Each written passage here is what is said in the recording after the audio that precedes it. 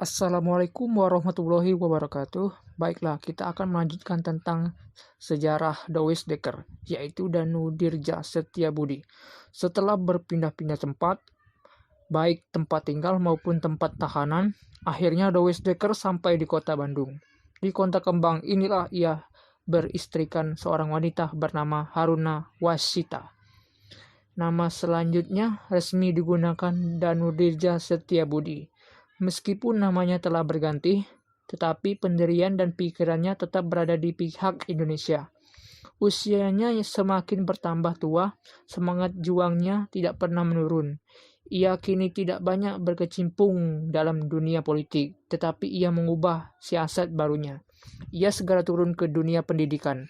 Hal ini bukan untuk menyembunyikan diri dari gelanggang perjuangannya, tetapi justru untuk lebih menyemarakan dan mempersiapkan membuka bangsa Indonesia yang waktu itu kebanyakan buta huruf dan buta politik. Ia membuka institut kesatrian. Pelajarnya cukup banyak. Dengan demikian lebih terbuka mata dan pikiran bangsa Indonesia. Walaupun ia sudah memadamkan diri dalam percaturan politik, tetapi perasaan dan pikirannya demi perjuangan bangsa Indonesia ia tetap kemukakan dengan melalui tulisannya. Banyak bukunya, hasil karyanya dapat dibaca oleh kalangan muridnya yang terdiri dari kebanyakan bangsa Indonesia, Tionghoa, dan kebanyakan dan Indo-Belanda. Bahkan bekas pembantunya dulu ketika dengan istrinya Mosel sekarang menjadi muridnya sendiri. Dari sini tampaklah bahwa Setiabudi tidak memandang tinggi rendah martabat. Semula buku-buku itu terutama diterbitkan untuk pelajaran. Tapi lama-kelamaan buku karangan Setiabudi mengarah kepada bacaan umum yang isinya menggambarkan pikiran seseorang yang anti penjajahan. Bahkan lebih menjurus pada doktrin harus membenci kulit putih yang menjajah Asia, khususnya Indonesia. Tulisan Bapak rupanya terlalu tajam buat perasaan bangsa Indonesia, kata istrinya yang baru, Haruna Wasyita. Buku-buku apa saja yang telah kau baca? Kata Setiabudi sambil tersenyum. Misalnya dalam Simon van de Vaan, jawab istrinya, menyebut buku hasil karya suaminya. Bagaimana tentang pendapatmu tentang isi buku itu? Kembali Setiabudi mengajukan pertanyaan. Ringkasnya tulisan itu melukiskan kemelaratan dan kemiskinan serta kesengsaraan bangsa Indonesia. Dengan menonjolkan tokoh si Siman itu, jawab istrinya lebih lagi menarik kesimpulan apa yang pernah dibacanya.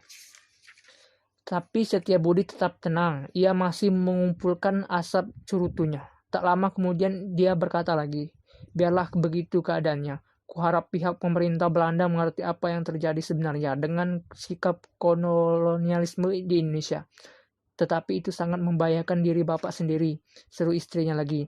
Lalu apa yang kau takutkan? Apakah engkau takut kehilangan aku andaikan aku harus ditangkap? Jawab Setiabudi. Sejenak istrinya termenung. Apa yang harus ia katakan di depan seorang politikus kelas tinggi? Dengan senyum ramah dan bangga, istrinya menyahut, Bapak sudah hampir tua, sebaliknya tidak sekeras ketika muda dulu. Jadi engkau menggurui aku supaya menjadi penjajah Belanda? Tidak, Wasita, jawab Setiabudi. Aku tetap konsekuen pada apa yang pernah kukatakan. Aku tetap benci pada setiap bangsa penjajah, termasuk kepada pemerintahan bangsa Belanda yang mungkin sementara orang berkata bahwa aku akan berpihak kepada mereka. Sekali lagi tidak, aku anti Belanda, walaupun sebenarnya keturunanku orang Belanda. Aku tetap menghargai darah keturunan, tetapi aku tetap menentang pada setiap tindakannya yang menyesatkan dan menyengsarakan kehidupan bangsa di muka bumi ini, termasuk bangsa Indonesia. Mendengar jawaban suaminya yang keras itu, Haruna Wasyita tidak berkepanjangan. Ia sekarang semakin tahu dengan jelas bahwa suaminya seorang yang pandai berbicara, berpidato, dan menulis karangan yang baik-baik pula. Dengan suara rendah, istrinya menyambung lagi. Tidak marahkah Bapak? Saya berkata seakan menentang kehendak Bapak. Oh tidak istriku, jawab Setiabudi yang merendah pula. Aku gembira dapat bercakap-cakap dengan orang yang mengerti jalan pikiranku. Aku menghargai setiap pendapat seseorang dalam setiap masalah, tetapi aku akan tetap membela atau mempertahankan pendirianku yang kurasa benar.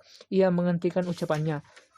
Tak lama kemudian Setiabudi meneruskan dengan mengatakan, apakah engkau pernah mengetahui bahwa aku sering berkirim surat kepada Ratu Wilhelmina?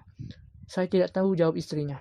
Lalu, apa maksud Bapak menulis surat kepada Ratu Wilhelmina? Danudirja Setiabudi tidak segera menyahut. Ia bangkit dari tempat duduknya. Kemudian diambilnya sebuah kumpulan surat-surat. Itulah arsip Setiabudi setiap kali mengirim surat kepada seseorang. Engkau boleh lihat, baca, dan resapi apa yang terkandung dalam surat tersebut, kata Setiabudi ketika mengajukan bundelan surat-surat. Dengan cermat Haruna Wasita buka lembaran surat arsip itu. Dengan seksama meneliti isi surat itu. Kemudian hati istrinya berkesimpulan bahwa tulisan yang dikirimkan kepada Ratu Belanda itu sangat halus dan indah atau puitis, tetapi sebenarnya isinya sangat pedas. Dengan tulisan kritik halus tetapi tajam itu, terbayangkanlah dalam pikiran istrinya bahwa tulisan suaminya itu sengaja mencemoohkan pemerintahan Belanda di Indonesia. Tulisan itu tajam dan menggigit bagi setiap orang Belanda yang benar-benar menyadari. Bagaimana, tanya Setiabudi yang ingin menelusuri jalan pikiran istrinya. Saya selaku bangsa Indonesia yang sedang berjuang, tentu sangat setuju kepada pendirian Bapak, jawabnya, tapi saya tetap mengingatkan, waspadalah dan jagalah diri Bapak baik-baik. Situasi politik sekarang lebih menyengat. Istrinya mengingatkan. Tak usah khawatir istriku, kata Setiabudi lagi. Secara lahiriah aku tidak berdiri sendiri. Beribu-ribu bahkan berjuta-juta orang pasti berada di belakang kita yang sedang berjuang. Secara batiniah aku mempunyai teman yang lebih setia daripada manusia. Itulah Tuhan.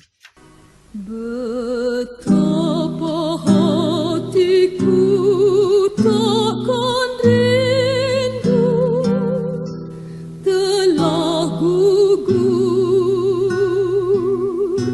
pahlawanku. Betapa hatiku tak akan sedih, hamba ditinggal sendiri.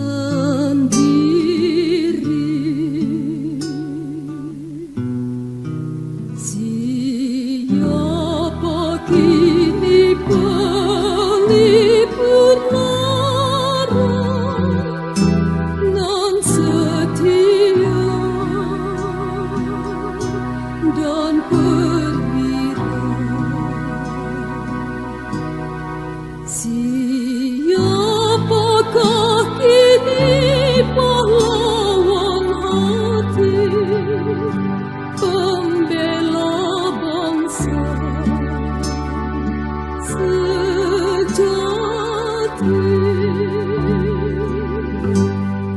Telah gugur pahlawanku, tunai sudah janji bakti, gugur satu tumbuh seribu, tanah air jaya pasti.